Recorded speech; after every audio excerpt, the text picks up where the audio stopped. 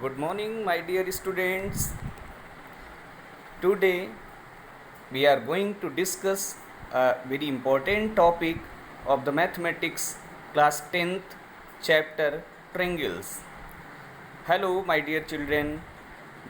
First of all, I would like to remind you that please don't forget to subscribe our channel, YouTube channel, and press the bell icon so that you can get the notifications of our new videos. Dear children, I am Manoj Srivastava. I am going to start the chapter triangles. See, in class 9th we have studied about the chapter triangles also. In that one, what was our syllabus? In that one, we have studied about basically congruence of the triangles. The topic basically whatever we have studied, that was congruence of triangles.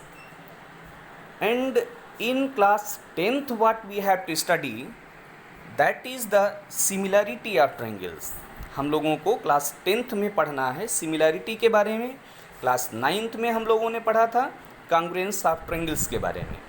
तो बच्चों, हम लोग देखते हैं कि कुछ introduction part जो chapter का है, actually what is the congruence and what is the similarity of figures. So the basic concept we are going to discuss in the introduction part of the chapter. See, what is the congruence?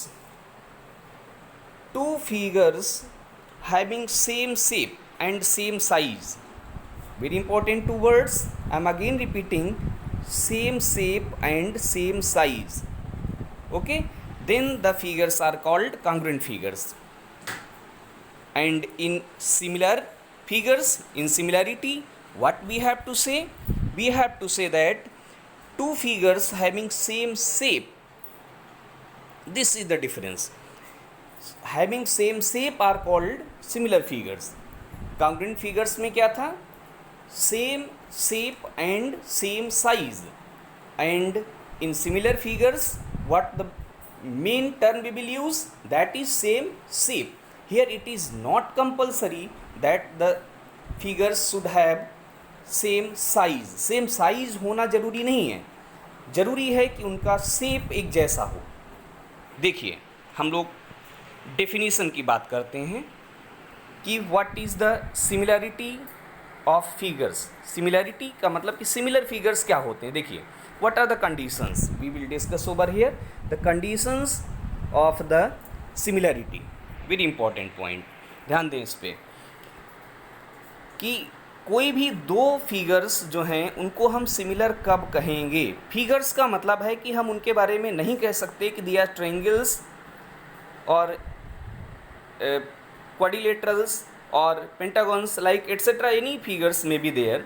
So what is the first condition, basic condition of the similarity?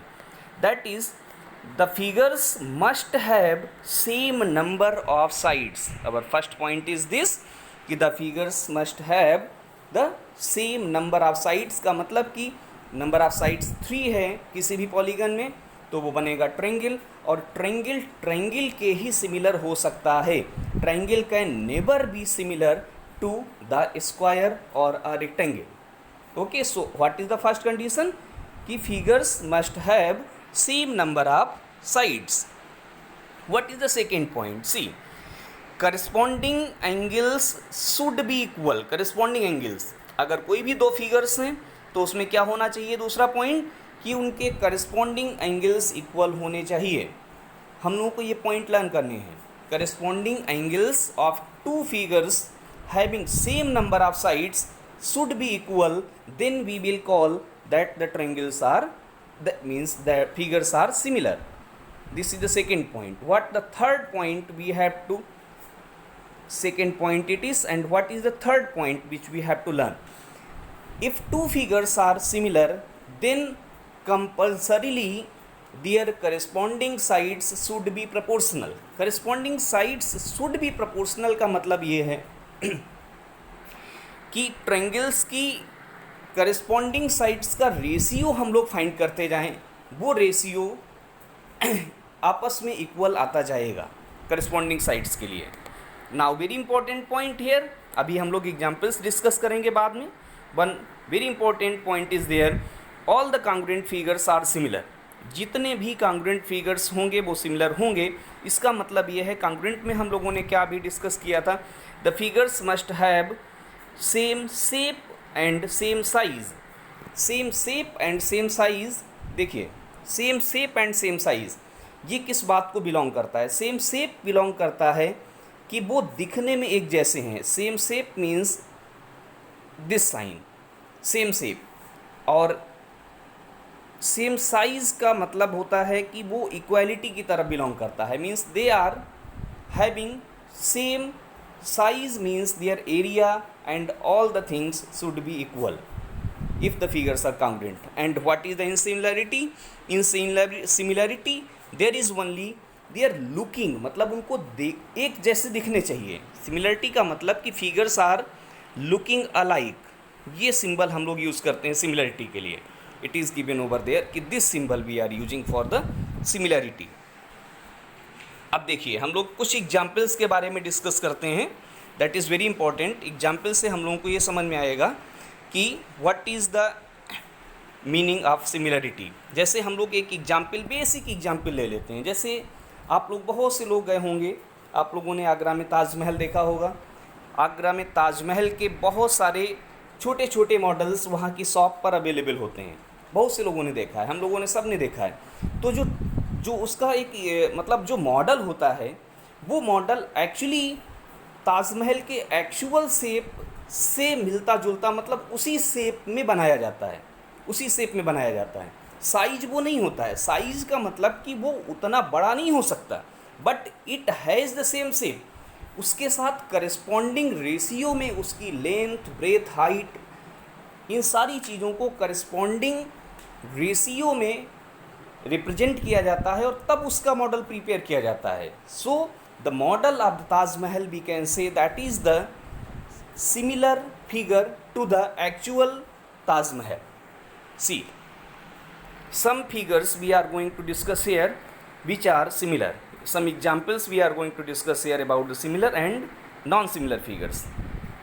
See, here we are seeing some similar figures, like in the part number 1, this is part number 1, we are having two spheres. अगर कोई भी दो sphere हैं, then surely their shape is equal. Their shape is equal. And equal means कि उनका shape एक जैसा है. It means the figures are similar. What we will say? All the spheres are similar to each other. Another example we are taking about the cylinders. Cylinder के लिए condition ये है कि their radii should be proportional and their height should be proportional. Radii and height should be proportional. मतलब radii का जो ratio होगा वो हाइट्स के रेशियो के बराबर होना चाहिए. Then the cylinders will be similar to each other. One more example we are taking. This one you can see, it is the polygon having 6 sides. We will say it is the hexagon. In hexagon we are having two regular hexagon. Regular hexagon सब लोग जानते हैं. Regular hexagon का मतलब है कि all the angles are equal. So when all the angles are equal to each other in each regular hexagon, then they are also similar to each other. Some more examples we are going to discuss. Example we have taken, give two different examples of the pair of similar figures. So what we have taken similar figures. See this one, similar figures. First example we have taken, any two rectangles. Any two rectangles means all rectangles cannot be similar, but any two rectangles may be similar. What are three conditions we have discussed in the starting of the topic? कि कोई भी दो figure similar कब होते हैं? What are three conditions? Number one, the condition was their number of sides should be equal. So in two rectangles the number of sides are equal, that is 4. In both the rectangles number of sides are equal. Number 2, what is the condition? their corresponding angles should be equal. corresponding angles should be equal. तो सब लोग जानते हैं कि rectangle का हर angle कितना होता है, each angle is right angle, so it means both the rectangles are having their corresponding angles and each angle becomes 90 degree. In the same way, the third condition, their corresponding sides should be proportional. ये condition जो है rectangles में follow करवानी होगी, तब जाके हम इनको कह पाएंगे कि रेक्टेंगल्स जो हैं सिमिलर हैं. मीन्स उनकी लेंथ का रेशियो और दोनों रेक्टेंगल्स की ब्रेथ का रेशियो आपस में इक्वल होना चाहिए. Then the rectangles will be similar. Now another example we are taking that is easy and true every time for all the figures, like two squares are similar. Two squares are always similar. Why two squares are always similar? Because देखिए, the first point what we have discussed in the definition, number of sides should be equal. Definitely all the squares would have number of sides 4. Then number of sides are also equal.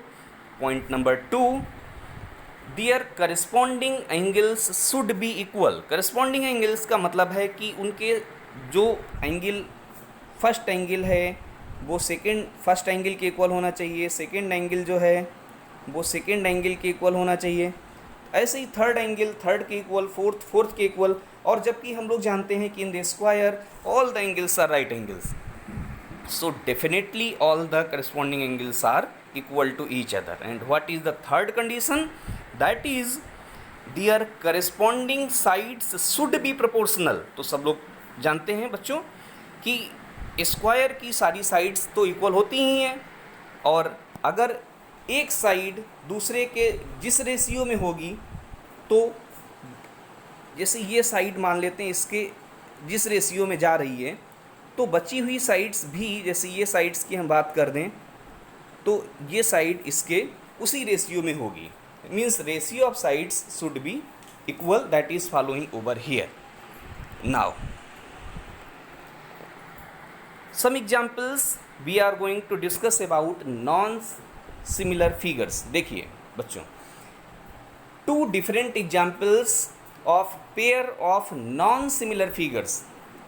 कोई दो examples ऐसे बताइए जिनके बारे में कि वो figures कभी भी सिमिलर ना हो सकते हों. तो हम लोगों ने पहला एग्जाम्पल यहाँ पर डिस्कस किया है about a circle and a triangle. Circle and a triangle. Circle और ट्रायंगल की number of sides he equal नहीं है. Circle has only curve, triangle is the polygon, closed, simple closed polygon, so it has 3 sides. ये आपस में basic condition को ही follow नहीं करते हैं, तो ये कभी भी सिमिलर नहीं हो सकते. Point number 2, a square and a rectangle. Square and a rectangle. Square जो है means all sides are equal, that is specific part of the rectangle. But हम वो बात नहीं कर रहे हैं अभी. यहाँ पर हम लोग क्लासिफिकेशन ऑफ क्वाड्रिलेटरल्स नहीं पढ़ रहे हैं, हम लोग सिमिलरिटी के बारे में बात कर रहे हैं. So if a square having all sides are equal and rectangle having the length and breadth different, it means their corresponding sides are not proportional. So the rectangle and squares cannot be similar to each other. Okay प्यारे बच्चों, हम लोग आज बस इतना ही इस video में. बाकी हम लोग नेक्स्ट टॉपिक नेक्स्ट वीडियो में डिस्कस करेंगे. Till then, thanks a lot for watching the video and don't forget to subscribe the channel. Again I am reminding you, and press the bell icon and also like the video if you have really liked it. Okay, thank you. We will meet again in the next video. Okay, till then, bye bye.